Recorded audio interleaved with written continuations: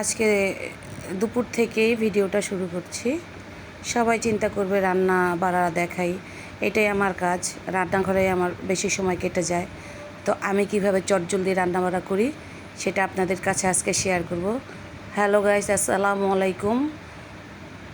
আমার কলিজার ভাই ও বোনেরা, যারাই আমার এই ভিডিওটি দেখছেন, দেশ থেকে এবং দেশের বাইরে থেকে যারা দেখছেন, তাদেরকে জানাচ্ছি আন্তরিকভাবে অনেক শুভেচ্ছা।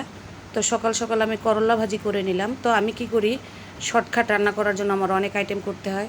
তো আমি করলা ভাজি বসাই দিছি কোটাকাটি করে, অর্ধেক কুটে। তারপরে করলা ভাজি বসিয়ে এই যে মুরগি কেটে নিয়েছি। মুরগি কেটে নিয়ে করলা ভাজি হতে হতে এখন আমি এই যে মুরগির চামড়া, গিলা, কলিজা, আলু এগুলোকে সুন্দর করে মাখাচ্ছি। কারণ আমি আজকে নদী পিয়া ওই সমুদ্রের মাছ রান্না করব, লাল পোয়া। আমার হাজব্যান্ডের ওটা অনেক পছন্দ, তো আমার মেয়েরা কেউই খাবে না। তো এদিক দিয়ে আমি মুরগির চামড়া, গলা, গিলা, কলিজা, আবার একটু মাংসও দিয়েছি ছোটো ছোটো করে কেটে, ওগুলোকে মশলা দিয়ে মাইখে রাখছি। করলা ভাজিটা কিন্তু হয়ে গেছে। তো আমি একটা বাটিতে উঠিয়ে সেম কড়াইতে আমি তেল দিয়ে দিয়েছি। তেল দিয়ে তারপরে মনে করো আমি এখন মাংসগুলো দিয়ে দিব। তো যেটা বলতেছিলাম যে আমাদের কাজ করতে হবে চট জলদি, যারা গুছিয়ে কাজ করতে পারবো না তাদের উদ্দেশ্যে আজকে এই ভিডিওটি। ধরো আমি একদিক দিয়ে প্রথমে পেঁয়াজ, কাঁচামরিচ, টমেটো, ধনেপাতা এগুলো কুচাই দিছি। কুচাই নেওয়ার পরে তারপরে গিয়ে করলা ভাজিটা বসাই দিছি। করলা ভাজি বসাতে হতে হতে আমি এদিক দিয়ে মাংস কেটে নিচ্ছি।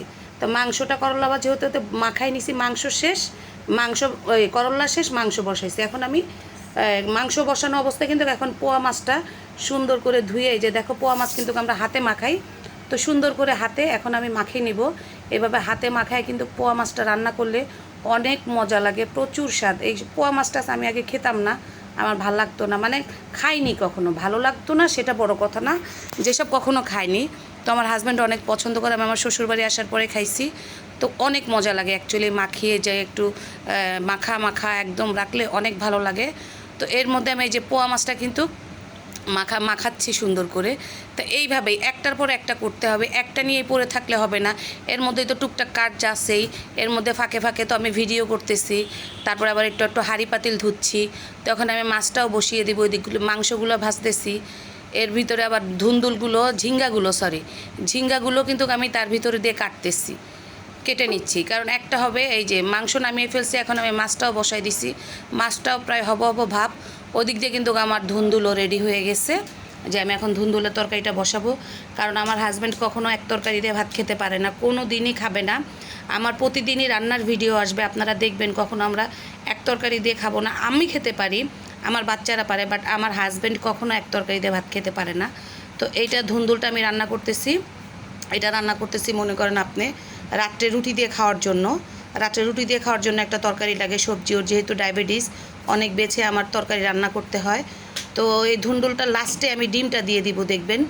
ডিমটা দিয়ে আর একদম চুলার জালটা একদম অফ করে দিব, নেড়ে চেড়ে চুলার জালটা অফ করব। কারণ ডিম দিয়ে যদি জাল দিই তখন ডিমটা কেমন ছাকড়া ছাকড়া হয়ে যায়, ভালো লাগে না। এই জন্য ডিমটা দিয়ে তারপরে সুন্দর করে নাড়লে তারপরে ভালো লাগে।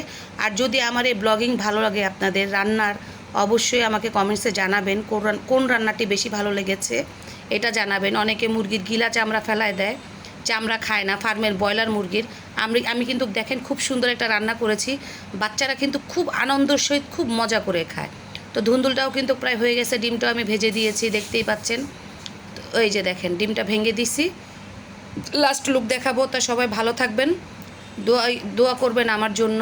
আর আমার ভিডিওটি ভালো লাগলে লাইক, কমেন্ট, শেয়ার করতে ভুলবেন না। লাস্ট লুক দেখেন, ফাইনাল লুক দেখাই দিলাম তরকারির। এই যে দেখতে পাচ্ছেন ডিমটা কিন্তু ছাকড়া ছাকড়া হয়নি। আজকের মতো আল্লাহ হাফেজ, দেখা হবে।